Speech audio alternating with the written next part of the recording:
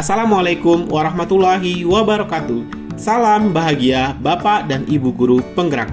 Saya Muhammad Arif, calon guru penggerak Angkatan 10 dari Kabupaten Penukal Abab Lematan Ilir, Provinsi Sumatera Selatan. Pada video kali ini, saya akan memaparkan koneksi antar materi modul 2.3 tentang coaching untuk supervisi akademik. Pemikiran reflektif terkait pengalaman pembelajaran. 1. Pengalaman atau materi pembelajaran yang baru saja diperoleh. Dari modul 2.3 ini, saya belajar banyak hal tentang penerapan teknik coaching dalam supervisi untuk memberdayakan guru. Pendekatan yang digunakan memiliki 3 prinsip, yaitu kemitraan, proses kreatif, dan memaksimalkan potensi. Kompetensi inti yang harus dimiliki oleh seorang coach diantaranya adalah kehadiran penuh, mendengarkan aktif, dan mengajukan pertanyaan berbobot. Percakapan berbasis coaching menggunakan alur Tirta, yaitu tujuan, identifikasi, rencana aksi, dan juga tanggung jawab. Terdapat 3 tahapan dalam supervisi akademik, yaitu pra-observasi atau perencanaan, observasi pelaksanaan, dan tahap terakhir pasca observasi atau tindak lanjut. 2. Emosi-emosi yang dirasakan terkait pengalaman pembelajaran. Sejujurnya, saya merasa cemas sebelum mengetahui isi dari modul ini. Rasa cemas ini muncul karena saya sangat khawatir bahwa saya mungkin tidak akan mampu memahami materi ini dengan baik dan juga tidak yakin apakah dapat mengaplikasikannya dengan rekan-rekan sejawat. Namun, setelah mempelajarinya bersama CGP lain dan berdiskusi di ruang kolaborasi dan elaborasi, saya menjadi lebih tertantang dan tertarik untuk mempelajari dan mempraktikkannya secara langsung. 3. Apa yang sudah baik berkaitan dengan keterlibatan diri dalam proses belajar. Saya sudah mampu berkolaborasi dengan rekan sesama calon guru penggerak saat mempraktikkan proses coaching menggunakan alur Tirta dan sesuai dengan prinsip coaching dalam ruang kolaborasi dan demonstrasi kontekstual baik berperan sebagai coach, coachee maupun sebagai pengamat. 4. Apa yang perlu diperbaiki terkait dengan keterlibatan diri dalam proses belajar. Menurut saya, hal yang perlu diperbaiki adalah kemampuan saya dalam mengajukan pertanyaan berbobot agar dapat menggali informasi permasalahan pada diri coachee sehingga dapat menemukan solusi atas permasalahan yang dihadapi oleh coachee. 5. Apa keterkaitan terhadap kompetensi dan kematangan diri pribadi?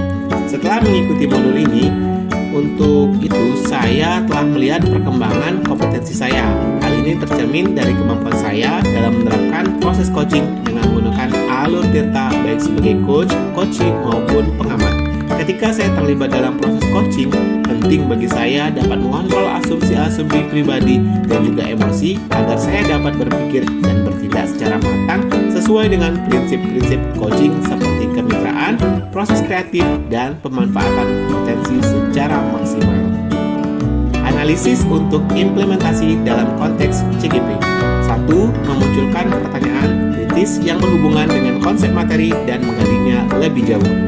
Pertanyaan yang muncul yang saya ajukan adalah bagaimana caranya agar konsep coaching dapat diimplementasikan dalam proses supervisi di lingkungan sekolah. Prinsip coaching dapat diterapkan dengan kondisi bahwa kepala sekolah memiliki pemahaman mengenai coaching dalam konteks supervisi akademik dan bersedia menerapkannya. Kegiatan supervisi tidak seharusnya hanya berfungsi sebagai evaluasi guru, tetapi juga sebagai sarana untuk meningkatkan kompetensi akademik guru. Dalam hal ini, supervisi tidak hanya mencakup pengamatan kelas, melainkan juga melibatkan komunikasi sebelum dan setelah pengamatan. Sebelum pengamatan, kepala sekolah dapat berdiskusi dengan guru mengenai perencanaan yang akan dilakukan. Setelah pengamatan, kepala sekolah memberikan umpan balik dan tindak lanjut terkait pelaksanaan pengamatan di kelas yang telah dilakukan oleh guru. 2. Materi apa yang dipelajari dengan pemikiran pribadi sehingga tergali wawasan baru. Coaching dalam supervisi akademik memiliki dampak positif terhadap perkembangan pemimpinan pembelajaran yang berfokus pada kepentingan murid. Keberpihakan pada murid merupakan aspek penting dalam lingkungan sekolah. Untuk mewujudkan pendekatan pembelajaran yang berfokus pada murid ini, guru perlu memiliki kemampuan sebagai pemimpin pembelajaran. Sebagai pemimpin pembelajaran, guru harus memiliki pemahaman yang mendalam tentang perkembangan murid termasuk aspek kognitif, karakter, karakter, dan sosial emosional. Oleh karena itu, tujuan dari coaching dalam supervisi akademik adalah mengembangkan kompetensi guru sehingga kinerja mereka meningkat dan pendekatan pembelajaran yang berfokus pada murid dapat dicapai dengan lebih baik. 3. Menganalisis tantangan yang sesuai dengan konteks asal CGP. Tantangan terbesarnya adalah bagaimana caranya mengubah pandangan yang umumnya menganggap supervisi akademik hanya sebagai evaluasi rutin yang dilakukan oleh kepala sekolah terhadap kinerja guru. Seharusnya, supervisi akademik dianggap sebagai panduan untuk meningkatkan kompetensi guru. 4. Memunculkan alternatif sesuai terhadap tantangan yang diidentifikasi. Solusi pertama adalah salah satu tindakan yang dapat diambil dengan mengadakan pertemuan atau rapat dengan seluruh anggota komunitas sekolah. Melalui pertemuan tersebut, kita dapat mencoba untuk menentukan pemahaman semua orang tentang apa yang dimaksud dengan supervisi akademik. Solusi yang kedua, dengan memberikan contoh praktik coaching dalam supervisi akademik melalui berbagai media informasi digital yang dapat diakses oleh seluruh komunitas sekolah. Membuat keterhubungan. 1. Pengalaman masa lalu Anda dengan coaching. Setiap guru, termasuk saya, pasti mengalami proses supervisi oleh kepala sekolah dan pengawas. Namun, seringkali proses ini dijalani sebagai kewajiban rutin tanpa pemahaman mendalam tentang esensi supervisi. 2. Bagaimana penerapan coaching seharusnya di masa mendatang. Ke depan, kegiatan supervisi harus menjadi salah satu komponen utama dalam upaya sistematis untuk meningkatkan kompetensi guru dalam aspek akademik. Prinsip-prinsip coaching seperti kemitraan yang erat, pemanfaatan proses kreatif, dan peningkatan potensi harus diterapkan secara efektif dalam setiap tahap supervisi. Dengan demikian, supervisi tidak hanya menjadi penilaian rutin, tetapi menjadi sarana pengembangan berkelanjutan yang memungkinkan guru untuk mencapai potensi akademik mereka yang sebenarnya. 3. Konsep atau praktik baik yang dilakukan dari modul lain yang telah dipelajari. Pada modul 2.1, dalam pembelajaran berdiferensiasi, siswa dikelompokkan berdasarkan kebutuhan belajar mereka dengan tujuan untuk mengoptimalkan potensi masing-masing. Hal serupa juga berlaku dalam praktik coaching, di mana potensi coaching harus dimaksimalkan sehingga mereka dapat mengidentifikasi solusi mereka sendiri untuk mengatasi tantangan yang mereka hadapi.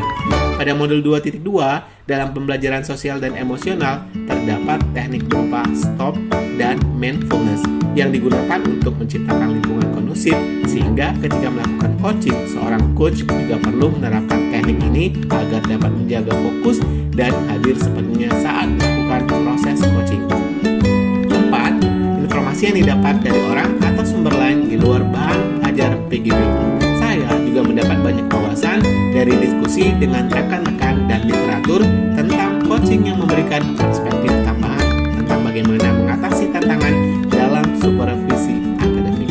Demikianlah video pemaparan tugas koneksi antar materi modul 2.3 ini. Semoga tergerak, lekas bergerak, dan mari menggerakkan. Wassalamualaikum warahmatullahi wabarakatuh. Salam bahagia, Bapak dan Ibu Guru Penggerak.